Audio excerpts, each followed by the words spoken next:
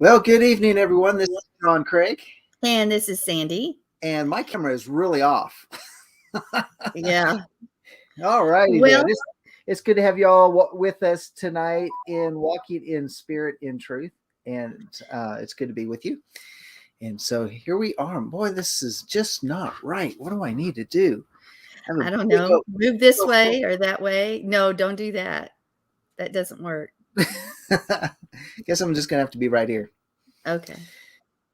Well, we want to welcome you to Walking in Spirit and Truth this evening. We are going to continue our study on Psalm 23. We're actually going to begin verse 4 this evening. And our names are John and Sandy Craig. And we have a congregation, we co-pastor a congregation here in Amarillo, Texas, called Life of Worship. We have activities throughout the week, but our specific Shabbat activities are 12 p.m. Central. We have our tour study, 3 p.m. Central. We have our services. They're all on YouTube Live. You can look up John and Sandy Craig, Life of Worship. You'll get there. And let's see. And we have other programs that are on the radio. Anyway, we would love for you to join us and also become partners with us, donate. That would really bless us and help us in these times of need so that we can continue these ministries and reach out. Anyway, Hey, that's enough of that spiel. And immediately following Walking in Spirit and Truth is the Craig Report. You want to stay tuned for that. You can catch it on Messianic Lamb LambNetwork.tv. TV. There we go. All right. Yes. Or over at Twitch. So we want to see you on the other side as well. For the latest updates that you don't want to miss. Yeah, you don't want to miss the news. If you want real news, this is where you get it. This is where you get it on this network. And specifically, the Craig Report is great. There are other great news shows on this network as well, but stay tuned because you want to know what's going on. Anyway, we're going to jump right in. We're going to go ahead and read Psalm 23, verses 1 through 4, and then we're going to focus in on verse 4. Psalm 23, beginning with verse 1, a psalm of David. Yahweh is my shepherd, I shall not want. He makes me lie down in green pastures. He leads me beside quiet waters. He restores my soul. He guides me in the paths of righteousness for his name's sake. Even though I walk through the valley of the shadow of death, I fear no evil. Though thou art with me, thy rod and thy staff, they comfort me. All right. So before we begin the Hebrew breakdown of a lot of the words and get into that, I want to again come into this picture of what it's like to be a shepherd and the sheep and in real life and how they react and the journeys they may take along the way. And some of the information that I do gather is from Philip Keller, Psalm 23, A Shepherd's Point of View, because obviously Philip Keller is a real shepherd. So he's got a different perspective than most of us. Now, we may think that walking through a valley with steep cliffs and long treks may be difficult, and why would that ever happen? Well, in all actuality, a shepherd will normally lead his sheep up to through the high country, through valleys at certain times of year, to switch fields. We've talked about what happens if they stay in the field in one field for a long time, disease and over harvesting of that field, et cetera, et cetera. So it's natural and normal for long treks into the high country to occur. Usually it's in the summertime. And so, in fact, those sheep that don't get to go, the ones that are left behind, or maybe their shepherd doesn't know about the treks into the high country or these treks through valleys, et cetera, those are usually the sheep that seem neglected. And because they have to stay on the other side of the fence. It's a caring shepherd that makes these journeys. It's a caring shepherd that takes his sheep along. So we actually see in Israel, as well as in Western sheep ranches, this division coming every year. In summer, they graze here. In winter, they graze here. That sounds sort of like people who winter in one part of the country and summer in another part of the country. It sounds sort of like that. Well, maybe these sheep are on this same sort of journey anyway. But most efficient sheepmen, they take their flocks into distant summer ranges during the summer. And that often entails a long drive, not a short one, a long one. And so what happens, because the grounds can be treacherous, because the footing is not always stable, the sheep move slowly and they work their way up through the mountain. And in Western cultures and things like that, it's behind receding snow. And by late summer, oftentimes in certain parts for shepherds, the alpine meadows above the timberline is where they're all resting and grazing, et cetera, et cetera.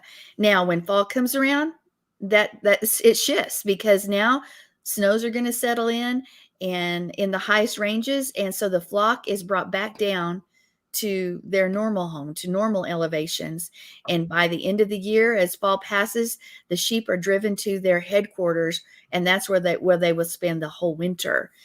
So this segment of yearly operations is described actually here. During this time, the flock is entirely alone with the shepherd when they're grazing in these other fields. It's very intimate. It means that shepherd cares. It's a one-on-one with the shepherd and with the flock.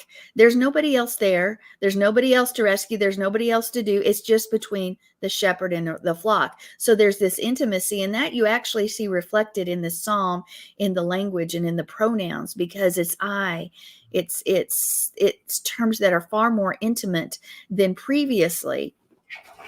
And you have that language. Now, we need to remember that all this is done where? In the backdrop, against mountains, against rivers, against meadows and high highlands. Now, I'm not just talking Israel. I'm talking in general for a shepherd when they make this trek. So if you say, well, that's not what this looks like, we're talking specifically about shepherds and sheep and that behavior and how a shepherd leads at these specific times of year right now.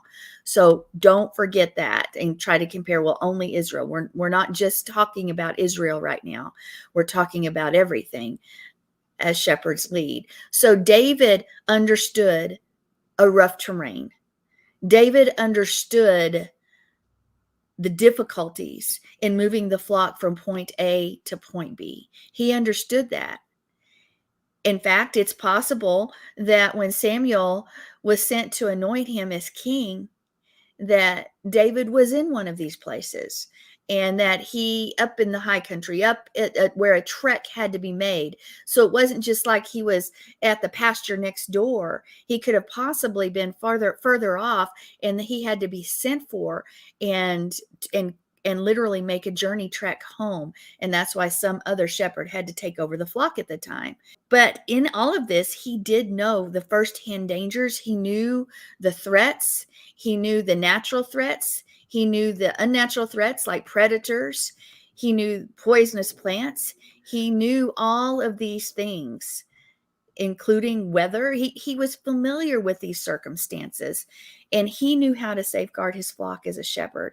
He knew the road to take. He knew what to do. And we need to remember that about our shepherd. He is already familiar with where we're going, as he knows where we've been, but he knows where we're going. It's not a surprise to him if something is along the way that might seem difficult for us. He already knew it was there. And so he takes care of us, but he's the one that's supposed to be leading, right? He's leading us in paths to him. He's leading us in paths to rest, which is he is rest. Now, if we have mountains, what are we always going to have? Valleys. Always. If we have a mountain, we're going to have a valley. It's just the way it is. So we sometimes hear that we get to experience the victory on the mountaintop, but then we go to the valley. Well, valleys and mountains are going to coexist. If you can't have one without the other, remember that. And oftentimes when you look at valleys with runoff and running water and time, the sides that lead up the mountain oftentimes can be scarred. There can be deep ravines. There can be gulches. There can be draws. And a shepherd would always say that the best way to the top is always through these valleys, because oftentimes the valleys will gently lead you on up. Think about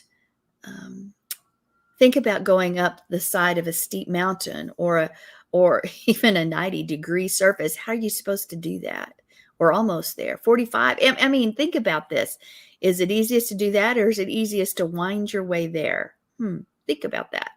So shepherds, they're familiar with all of these things. So they gently lead their flock. They persistently lead their flock up the paths, through the winding valleys. Sometimes they're dark. Sometimes they're treacherous. But there are other reasons why sheep are taken to the mountaintops. It's not just because the valley is the easiest way to get there. Oftentimes they're taken to the mountaintops by the way of valleys, because when you have a valley, you will often see creeks or rivers or some places with water in them. Some may be dry, but there's a greater chance where the sheep will be able to relieve their thirst through those valleys. If you're going straight up the side of the mountain, it's probably not going to happen. You're not going to see running water there or flowing water there. So one more time, we find refreshing water along the way when the shepherd leads his flock through the valley. You find him along the way as he leads you through those times when you have to completely rely on him, when you cannot rely on your own strength or your own wisdom or your own knowledge, because that will cause you to stumble and fall. The only way you will be sure-footed is when you were relying on him to lead you, because he knows the places that have the water, for he is the water and he knows how to quench your thirst. Now, there's a third reason why shepherds would choose to go via valley to reach the mountain, to reach the places through the end point of their journey.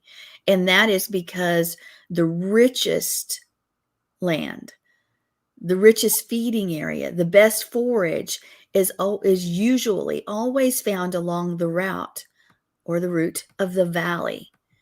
So the flock, one more time, is moved gently.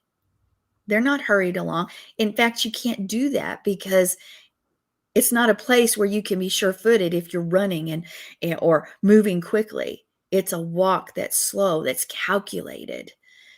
And then you may have lambs. You may have newborns or close to newborns, lambs that they've never been there before. They don't know the journey. So they have to be led. And the shepherd wants to be sure that they have everything they need. Yeshua wants to be sure that we have everything we need along the way when we follow him. But we have to follow him. We have to follow his ways. We have to trust in him and not by our own knowledge or what we see along. Oh my goodness, that grass looks good over there. Let me go over there. Oh, this is so hard. Why do we have to do this? Wouldn't it just be easy to stay where we're at? We've discussed all of that about this psalm and what that means for our lives. It means death. It means destruction. We can't do it. Though the valley floor itself may be dark, it may be shadowy, it may be treacherous, maybe the sun doesn't reach it very often, except for a few hours a day, he leads us that way for a purpose. Will also strengthen us. Think about the valleys that you've been in. Have they strengthened you or have they made you weaker? You go through the other side, they're going to have strengthened you. So the shepherd knows, because of his past experience, he knows where the predators are hiding. He knows where things like coyotes or bears or wolves or cougars are and how to avoid them. Maybe there would be rock slides or avalanches or other things that could happen along the way of the valley, but he knows where they are and he knows where to guide his sheep and how to protect them. He, in spite of all the hazards, he knows the best way to take his flock to the place of rest, to the place of nourishment, to the place where they need to be, that place of intimacy, where it's just him and them, him and the sheep. That's it. Now, we need to remember that for a sheep itself, a big threat are storms, whether it's sleet, whether it's rain, whether it's snow. Those storms that come along the way can easily cause the sheep to experience exposure, and ultimately the sheep would experience death. because they're thin-skinned creatures, absolutely, easily susceptible to what? To colds and pneumonia and other respiratory conditions. That's what happens with the sheep. So the shepherd has to take more care than we could even understand to make sure that his sheep do not even face those elements that could bring destruction.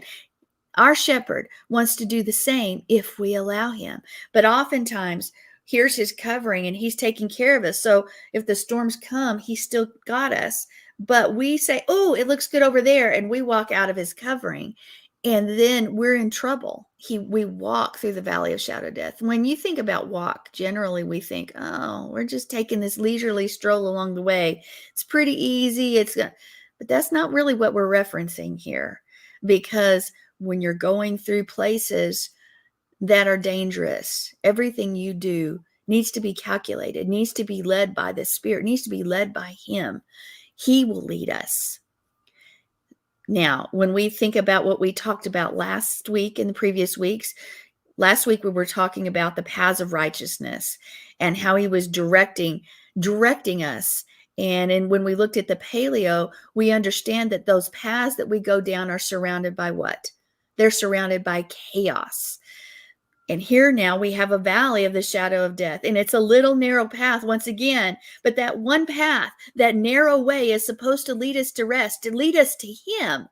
But it is surrounded by chaos. It's surrounded by mountains and treacherous paths. And yet we have to go through those places, through the valley, and listen to His whisper. Even though chaos surrounds us, even though it tries to threaten us, we trust in Him. Maybe death is all around us. Maybe it is, but we still trust in Him. And we make sure that we don't detour, that we don't detract, that we don't follow another path along the way because it's easier, it's more comfortable, everyone else is there, whatever the excuse. We cannot do that. We cannot do that. Now, I want us to begin to look at this phrase in Hebrew. And the first words we're going to look at are gam ki, G-A-M space K-I. So when we look at this word or these words, we can, when you break it down, we're not breaking it into paleo quite yet, but it has this meaning of even though, but it could also mean a different phrase as well that's not translated. And that is truly because. It's going to depend on your context. Even though I walk, maybe it suggests that we may or may not walk through this valley of the shadow of death, but we are all going to walk in a valley. Okay. I think we're all going to experience those things personally. But when we walk through the valley of the shadow of death, when we look at that, this word walk here is this imperfect form, and it's rendered into English as the future. Even though I walk, it has this future connotation to it. So when you put that phrase together, and let's use that phrase for gam ki, G-A-M-K-I. Truly because I walk through the valley of the shadow of death, I will fear no evil. Why? Because even though we're going to pass through this place of the shadow of death, it suggests that there's a reason why we will fear no evil, and that it fits the context, which leads us actually into the next verse, because He's taking care of us. But let's see if there's more understanding as we look at the Paleo Hebrew of this phrase. Now, if you want to know how you say it in Hebrew, that whole first phrase, even though I walk, is gam ki-elek. G-A-M-K-I-E-L-E-K. And we're going to break it all apart. So you would have, if you did the whole phrase, Gimel, Mem, Kaf, Yod, Aleph, Lamed, Kaf. Okay. Hopefully you got that right. But we're going to go back to the even though, that Gimel, Mem root. Okay. That Gimel, Mem root. So let's look at the pictures of those in paleo. That Gimel, which is that picture of a camel, it means to lift up, as we've spoken before, or to lift up the name of Yahweh. And then we have the Mem, which can be the chaotic waters that are destructive, like a tsunami. It can also be that gentle stream in the desert. It's this picture of waters that can be one or the other. And we also know that its number is 40, and that means trials and testing. So is it the tsunami? Is it the waters of chaos? Is it the waters that are destructive? Or is it the living water from Yahweh? I think it's going to depend on us on a lot of that. So you have those two letters. And you can, when you put that phrase together, you can have to lift up chaos, which that's what we want, right? We want chaos lifted up and removed from us, to be removed far from us. Now let's look at the word gam, gum, and that's number 1571. It's actually an adverb, and you may see it translated in some versions as yea. Maybe you don't see it as even though. Yea. In the King James Version, you're going to see yea. But here with this descriptive form, we know that something one more time is happening to the chaos that keeps coming up in this psalm. Why would it keep coming up in this psalm? Well, let's look at our lives. Does chaos seem to come up a lot in our own lives? Yes. I would say a resounding yes on that. And unfortunately, many of us just sit there in the chaos and do nothing when Yeshua, Yahweh, he is the way out of all of the chaos. So here we have this idea one more time of chaos. Now let's look at that key, that Kaf and that Yod. We have Kaf as the picture of this open hand, and it means to cover, to open, to allow, or even to atone. And its number is 20, which is the number of redemption. And the Yod is the picture, which we've had many times before, of that arm or that hand, and it means work or a mighty deed. When you put these together, you have lift up destruction and chaos and cover us, redeem us with his work and mighty deeds. That's one way. That's one way to look at it. I'm going to say that one more time. To lift up destruction and chaos and cover us and redeem us with his mighty work and deeds. I would say, amen, do that for me, Yah. I need that every day of my life. I need you to lift up and remove the chaos from me and cover me and redeem me, because you are the one who does mighty things and miracle power. You are the one with the righteous right arm and the mighty hand. So I would say aloud, amen, please do that with me. Be my shepherd and do that as I walk.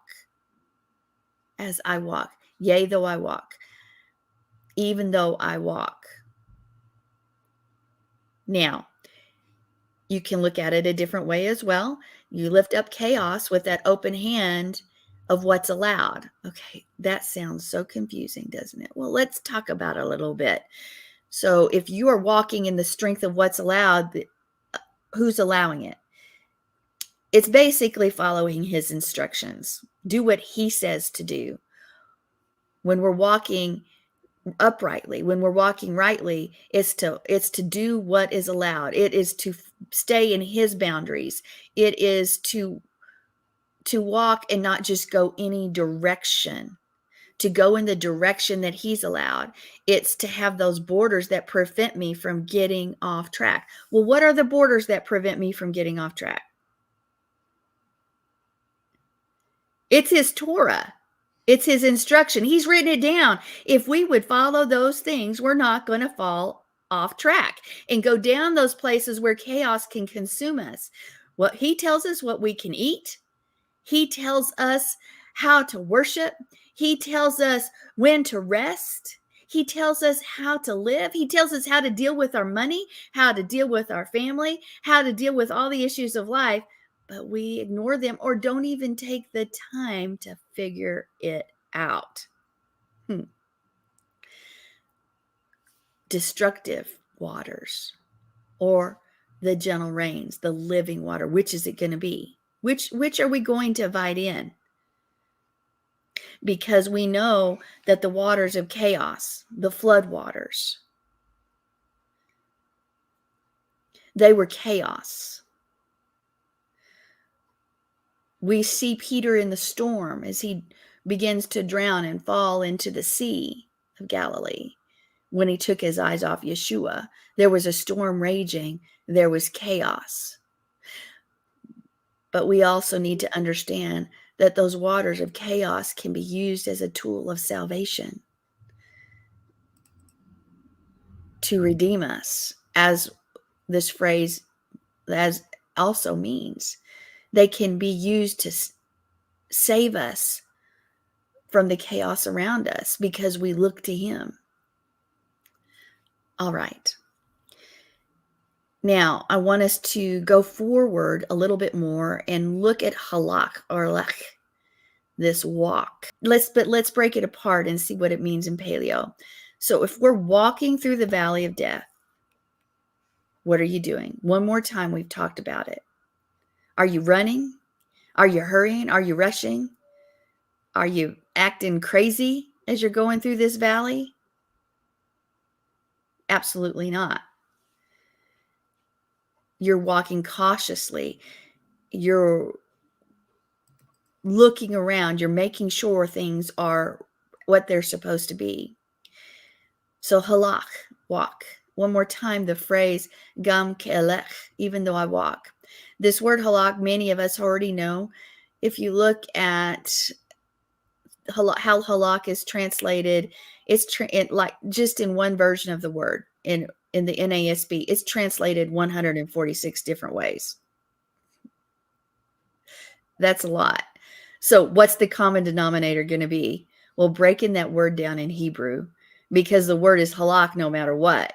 Now, it may be translated 146 different ways, but those letters are going to tell us something. But we understand that halak is a journey with a destination, a simple walk even, possibly, to this destination. It's not a race. It's not a race. It's a normal journey. So from the beginning, Yahweh has this picture of the shepherd who keeps us from want. He has us on this life journey so that he can take care of us, so that he can lead us to rest. He's taking care of us as we trust him on the journey. And we need to pause. We need to stop on an occasion and rest because he is the supply. We've got to remember that.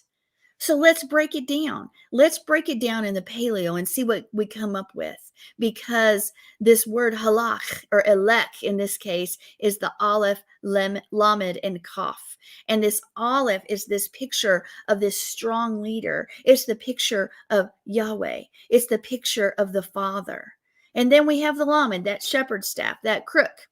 And it means to control. It means to have authority, or that voice of authority. And then that kaf, one more time, we just talked about it, is the palm of the hand, and it's to cover, or to open, or to allow, or to atone. And also, because it's gematria, it's redemption, that number 20. So when you put these words together, here's what I see: that strength, or the strong leader, or the Father has control and authority to cover or to allow. I'm going to say that one more time. Strength, or the strong leader, or the Father has control and authority to cover or allow. Now, my mother has always raised me that when you get out from his covering, that you will face the storms and you will face the world without him, so to speak. Not completely without him, but you're going to face the elements for sure. And she always used this example. If the speed limit says 60, this dates us, doesn't it? If the speed limit says 60, if you go 62, then you are out from under his covering. And if things happen, that's on you. So one more time, and she would always do this, that picture I just gave you. Are we going to stay under his covering and submit to his authority? Or do we do it our own way? One more time. Many of us choose to do it our own way. Just for a minute. Oh, it's not going to take long. Just for a minute. Okay. So what is walking then? When you look at it a different way, it's what controlling strength allows. One more time. It's this picture that when I deviate off of his path, when I decide to go my way, I will face chaos. I will face weakness. I will face things that are out of control and ultimately even death. So let's put this phrase together. Lift up destruction and chaos and cover us and redeem us with his work and mighty deeds. When my strength comes from the things he allows, when he is the leader and he is in control, he will cover us. Yea, though I walk, even though I walk. That sort of leaves us with the Yetzer Hara or the Yetzer Tov, the good inclination or the evil inclination. Which one are we going to follow? What are we going to do? Lift up destruction and chaos and cover us, redeem us with his work and mighty deeds. When my strength comes from the things he allows, when he is the leader and he's in control, he's going to cover us. And you may say, well, I don't really understand that Yetzer Hara or the Yetzer Hatov. Well, it's rabbinic doctrine and it has consequences in traditional and Jewish thought. And it basically says we have two inclinations or instincts. One is going to take us to him and the other is going to bring us down. Which one are we going to choose? It's that battle that we have between the beast, the flesh, and the spirit. The one that has been going on since the sixth day, when beast was created first and man second. And within man, the flesh was created first and the spirit came second. That fight that we have within us. Who are we going to follow? Him? Us? When we follow us, we become the beast. When we follow him, we become human. We become the Adam, the Adam. All right. And we may even think or reference Paul, Shaul, because Shaul talks about his weakness. He talks about, hey, I have this thing that keeps bothering me that's a thorn in my flesh, and I want it to go away. I want it to leave me. Maybe I should take charge of the direction of my life. He asked the Father, he says, remove this from me because it bothers me. It's in the way of what I think you want to do with my life. But it doesn't happen. Maybe that thing that we call a weakness is the very thing that prevents us from getting off track. That thorn in the flesh keeps us from going our own way and building up pride and thinking we've got it all under control. So it actually becomes this part of the path that we're on. And he gets the glory because we realize the only way to get through it is through him. Because there's something in our life that isn't perfect or what we would consider perfect. But that very thing that we would consider an issue could possibly be the very thing that keeps us where we're supposed to be. We all have areas of weakness. We all face difficulties and wish things were different or better or things like that in our lives. But have we truly reflected? Have we truly thought about how important those very things might be to us? That we don't need to just get rid of them or Yahweh doesn't get rid of them on purpose because they play such an important part in our lives. Now that is against everything that we have learned and been raised with. Why? Because in Greek thought, any weakness is a flaw in character. Period. There's not grace on that. If there's a weakness, it's a flaw. It's a defect. It's a problem. You have an issue. In Greek thought, we need to be strong mentally. We need to be strong spiritually. We need to look good. We need to endure. We need to be perfect. That picture of perfection. I think about how often women try to attain that picture of perfection that's put up in front of us in the media, movies, billboards, TV, books, whatever you want to say. There is a visual picture of who we are supposed to be as women, and it's a facade. It's not real. But most women, or at least in the Western society, compare themselves to this false image this Greek image of perfection. Any weakness is a defect. But here's what Yahweh does. He allows that weakness to give, and he gives it to us, or he allows it so that we will learn that this is part of the journey and we'll stay on his path.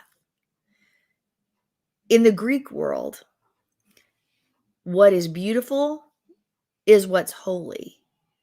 But in Hebrew, what is holy is beautiful.